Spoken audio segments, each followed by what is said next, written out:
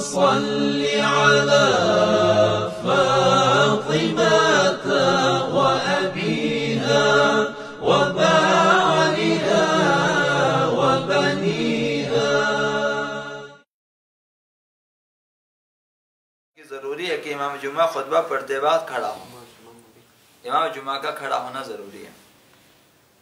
لہذا اگر بیٹھ کر خطبہ پڑھے گا تو نماز صحیح نہ ہوگی، خطبہ بھی صحیح نہیں ہے. نماز جمعہ بیٹھ کر نہیں پڑھ سکتا، کھڑا ہونا چاہیے.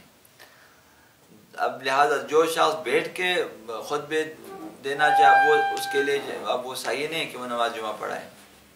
مثال بیٹھ کے نہیں ہوتا. دو خطبوں کے درمیان تھوڑی دیر بیٹھ کر فاصلہ دینا لازم ہے. یعنی ضروری ہے کہ امام جمعہ ایک خطبہ دینے کے بعد دوسرے خطبے دینے سے پہلے وعلیکم السلام بیٹھ جائیں اور فاصلہ دیں. ضروری ہے کہ امام جماعت ہی خطبہ پڑھے. لہذا خطبے کو ایک اور شخص اور نماز کو دوسرا شخص نہیں پڑھ سکتا.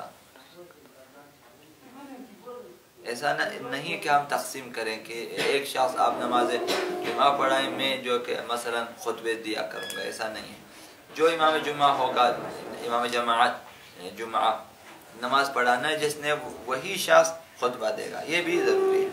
احتیاط کی بنا پر ضروری ہے کہ اللہ کی حمد و ثنا، پیغمبر اکرم اور ائمہ اطہار علیہم السلام پر درود عربی زبان میں ہو. یہ خطبہ بھی عربی میں ضروری ہے کہ جس میں حمد و ثنا الہی، الحمدللہ رب العالمین والصلاۃ والسلام علی محمد وآلہ الطیبین الطاہرین وغیرہ، یہ عربی میں ہونا لازمی ہے. حضرت امام خمینی فرماتے بنا بر احتیاط مستحب، اور حضرت آیت اللہ مکارم شیرازی کے مطابق بنا بر احتیاط واجب، اور حضرت آیت اللہ سیستانی کے مطابق لازماً ضروری ہے کہ تقوی کے بارے میں واعظ و نصیحت اکثر مستمعین کی زبان میں ہو. جب آپ نماز پڑھنے جائیں گے، نماز جمعہ پڑھانے، کبھی جب آپ خطبے دیں گے، خطبہ ضروری ہے کہ مستمعین میں جو کثیر تعداد میں مستمعین سننے والے ان کی جو بھی زبان ہوگی اسی زبان میں خطبہ دینا ضروری ہے. یعنی جو وہ زبان استعمال کر جس میں اکثر لوگ سمجھیں خطبے کو، یہ ضروری ہے.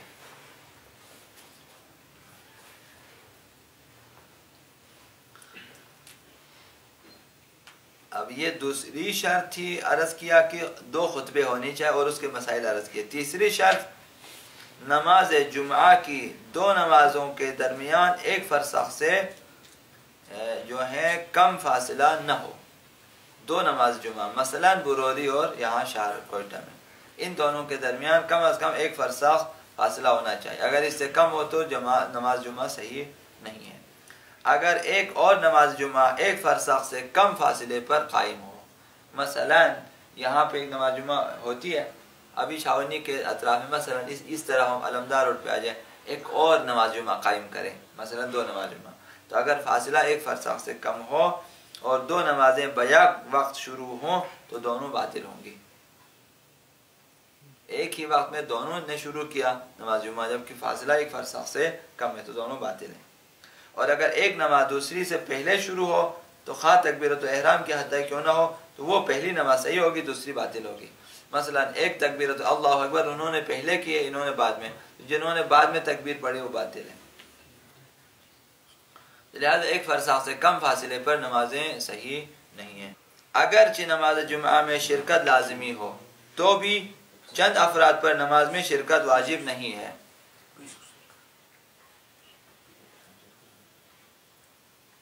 اگر نماز جمعہ میں شرکت لازمی ہو، مثلا واجب ہو، تب بھی چند افراد پہ نماز جمعہ واجب نہیں ہے.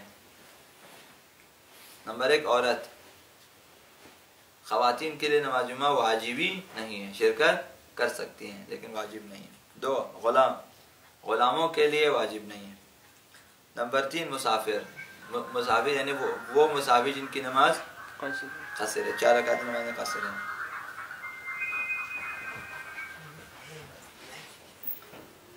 نمبر تین، بیمار، جو لوگ بیمار ہیں ان کے لیے ضروری نہیں کہ نماز جمعہ میں شرکت کریں. 4، نابینا، وہ افراد کہ جو نابینا ہیں۔ 5 بوڑھے افراد، ضعیف افراد، ان پر بھی واجب نہیں ہے، اور جن کا فاصلہ نماز جمعہ سے 2 شرعی فرسخ سے زیادہ ہو، جہاں نماز جمعہ ہوتی ہے اس سے اور جہاں یہ اشخاص رہتے ہیں وہاں تک اگر 2 شرعی فرسخ سے بھی زیادہ فاصلہ ہو تو ان کے لیے لازمی نہیں ہے کہ نماز جمعہ میں شرکت کریں، کر سکتے ہیں اگر شرکت کرنا چاہیں لیکن واجب نہیں ہے۔ جن کے لیے شرکت باعث زحمت ہو یا باعث تکلیف ان پر بھی واجب نہیں ہے۔ بعض لوگ بسختی جا سکتے ہیں نماز جمعہ پڑھنے کے لیے، تکلیف ہے، مثلا لنگڑانا پڑتا ہے، مثلا دھوپ کی وجہ سے سختی ہوتی ہے، مثلا مسافت زیادہ ہونے کی وجہ سے، مثلا دمے کی بیماری کی وجہ سے، مثلا کسی بھی وجہ سے جو ان کے لیے نماز جمعہ جانا سخت ہے، تکلیف کا باعث ہے، ان کے لیے بھی واجب نہیں ہے نماز جمعہ جانا۔